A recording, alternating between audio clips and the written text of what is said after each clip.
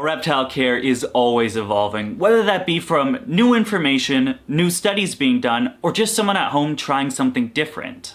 And as hobbyists, I believe it's our job not to just stick with what the bare minimum is, but always try to figure out how we can do better for the animal. So today we are going to be going over 3 ways you can take your bearded dragon care to the next level. Let's check it out.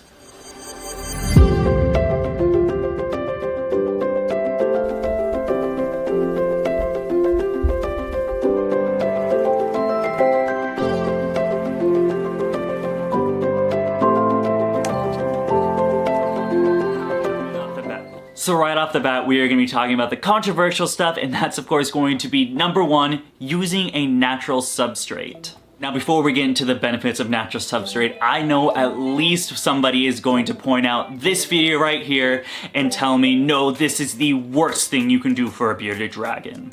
And well, to use that rebuttal, that video is wrong, and that's not true. I have made, I don't know, multiple videos. You can check out my Bearded Dragon playlist right here, and it shows at least 3 videos talking about why loose substrate doesn't cause impaction, or doesn't necessarily is the sole factor causing impaction, why loose substrate is beneficial for your bearded dragon, and well, so on. If you don't want to take my word for it, there's actually another YouTuber on here that really went super in-depth with all the scientific information, factual information, on why sand is not bad for a bearded dragon. Of course, that guy is going to be JTP Reptiles. He did such a fantastic job on rebuttaling that video that honestly, I didn't even feel like I needed to make a video because it would really just be copying him. So the man said everything there is to be said about the video. Definitely check it out. I'm gonna link it down in the description, but we're just gonna move on and talk about the benefits. Now that we're past all the fear-mongering, substrate is the devil, we can actually move on to the benefits. Now, why is loose substrate such a benefit and really a pro to bearded dragons? That has to do with mainly mental enrichment.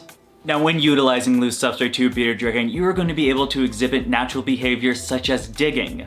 Not only is digging a natural instinct and definitely a mental enrichment to the animal, but it's also a pro if you have a female bearded dragon, such as myself. At that point, you know, Rex was my first bearded dragon, my first reptile at all, and I was just under the impression it was a male. Not for any reason, I just kind of guessed male and kind of went with that until about 2 to 3 years later when she laid eggs. Now, if Rex was not already on a loose substrate, a bioactive substrate in the terrarium, I could have risked her getting egg-bound, even possibly dying because of the fact that I wasn't providing any sort of lay box that the sterile or tile people use. And not only are you going to exhibit things like this, like egg laying inside the enclosure or just digging, you can also take it one step further by going bioactive with the animal. Going bioactive with Rex, my bearded dragon, was probably the best thing and my favorite thing I've ever done with this animal. I exhibit... What was that? I exhibit so many amazing things with him. Things like, of course, that digging, egg laying, but not only that, now with the bioactive enclosure, we are seeing stuff like foraging for food. There seems to be, you know, you have a small dubia colony, and then where dubia roaches will sneak out, and then Rex will grab them. Not only that, there is also foraging for veggies. I grow some small little veggie plants in there that he can graze on as well. All in all, there are just so many pros you have when using loose substrate, or even a bioactive substrate for your bearded dragon, that really it is just a thing I must say that if you want to take your care to the next level. But then moving on, let's get into topic number 2, which is going to be custom enclosures. While the topic of the minimum enclosure size has seemed to be making a shift through the past couple of years, I still see plenty of groups that are still recommending things like a 40-gallon as a minimum enclosure. Ugh, 40 gallons. Of course, most of us know 40 gallons are not adequate spaces when it comes to bearded dragons. We're talking about something like a 36 by 18 by 18, with a bearded dragon get anywhere from 20 plus inches. That means the dragon has less than double its size in order to go lengthwise, and not even enough width in order to turn around. This is just detrimental to the animal, and it's not a good enclosure. I don't know why people keep recommending it. Or like I said, it does seem like it's gotten a little better. You know, I'm seeing more and more people recommending 4x2x2s for bearded dragons as a minimum size enclosure, but honestly, again, that is the minimum size. I think we can take that to the next level. With that said, I think we should always implement custom enclosures when it comes to bearded dragons. Now, if you're not the handyman like me, you know, I don't really have many tools since I moved up here, I don't really build my own enclosures. In that case, you know, if you're a guy like me, you might want to get something like an AP enclosure. And that's personally what I'm using for Rex right now. Of course, he's in a 6 foot by 2 foot by 2 foot animal plastic cage. I believe it's either the T20 or the T25. I can't exactly remember because I bought both of those enclosures at the same time. One was for my red tail and the other is for my bearded dragon, but they just make fantastic setups. I've had my animal plastics enclosure going on for a couple of years now. It's definitely held steady. It is a beautiful display setup and it definitely gives enough room for the bearded dragon to roam around. But now, of course, there are some cons with going with animal plastics. Of course, the price is a little steep. I think I ended up paying a little over $1,000 when it came to both of those setups plus shipping. And then also the fact that, well, animal plastic is known for their delayed shipping. Manufacturing and shipping to your place can go anywhere from 3 to even, I think, 6.5 months at this point.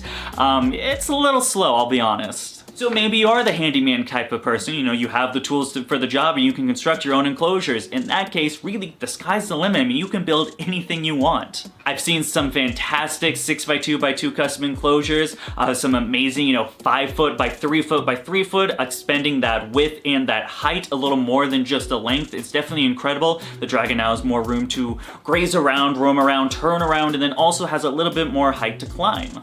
Definitely something your bearded dragon will appreciate going inside a larger enclosure, having more room to expand, to run around, dig, climb, things like that. It's definitely something that they're going to appreciate a lot more. It's going to be a lot better as far as care goes for them.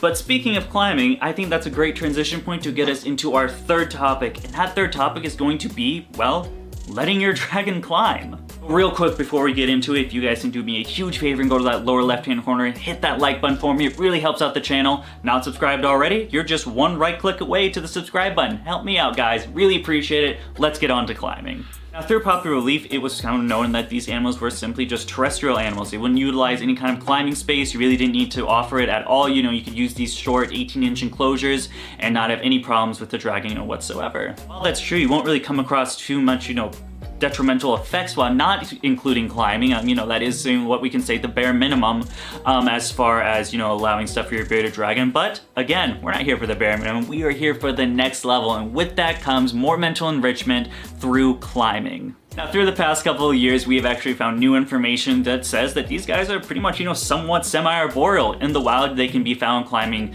giant rocks, fence posts, and some of these, you know, of the scrubs. I don't know what you call them, little big bushes. They're not trees, but they're not really small bushes. They're big bushes. That's what we're gonna call them. Check out this picture. That's where they're at. So, you know, these guys do climb. Well, while I tried to implement that inside my enclosure by giving, you know, plenty of nice little rocky ledges that he can climb on and then branches to get up into those ledges, I'd utilize that. My bearded dragon does just that. She climbs.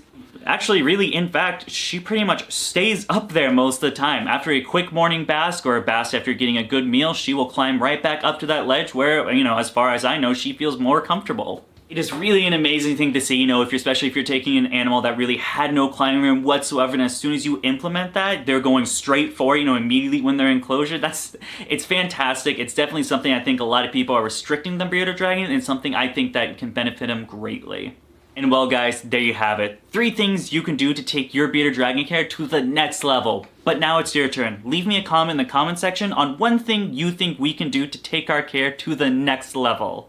And then other than that, if you liked the video, please feel free to give us a thumbs up. If you want to see some more of my animals or my breeding products, you can follow me on Facebook, Instagram, DBCB Exotics. We were also on TikTok. If you guys like some cool merch, some fun little designs, like my logo, or maybe some other cool designs such as these right here, check out the description down below. I have my merch link in there. You can see some awesome stuff. And then of course, as always, thank you for watching. I hope you have a great day.